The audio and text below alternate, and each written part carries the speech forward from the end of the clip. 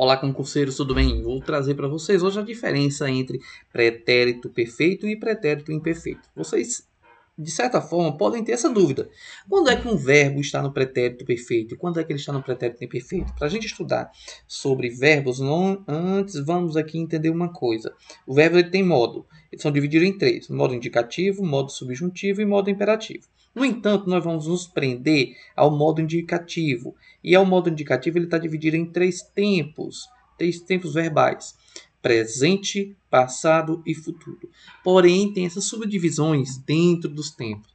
E nós vamos falar especificamente do passado, do pretérito perfeito, pretérito imperfeito e pretérito mais que perfeito. No entanto, como o nosso objetivo aqui é explicar a diferença entre esses dois elementos, nós vamos ver aqui sobre a diferença entre pretérito perfeito e pretérito imperfeito. Vamos lá.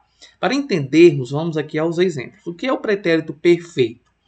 É uma ação, ele é no passado, claro, é uma ação pontual que aconteceu no passado. Ou seja, indica uma ação que aconteceu num determinado momento do passado. É muito importante compreender isso. Ela aconteceu num determinado momento. Olha aqui. Eu viajei nas férias. Olha o verbo viajar. Significa que eu tive minhas férias agora e viajei nessas férias. Minha tia fez doce. Minha tia fez um doce. Num determinado momento, agora, vamos aqui, ela, antes de ontem, na casa dela, ela fez doce. Então, essas ações são ações que aconteceram num determinado momento, e não aconteceram mais. Ok? Num determinado momento. Se foi no determinado momento, nós podemos dizer que este tempo verbal, tanto viajei quanto fez, estão no pretérito perfeito. É uma ação que acontece num determinado momento do passado. Agora vamos ver a mesma frase agora com os outros verbos, do outro modo. Eu viajava nas férias. Minha tia fazia doce de goiaba. Qual é a diferença para o primeiro exemplo?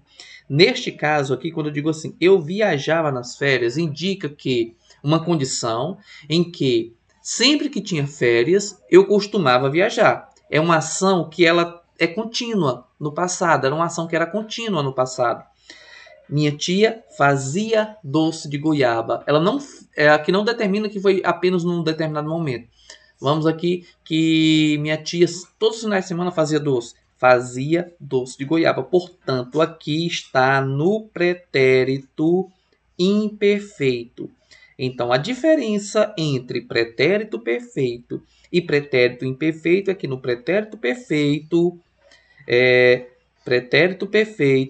a ação ela acontecia uma única vez, no determinado momento.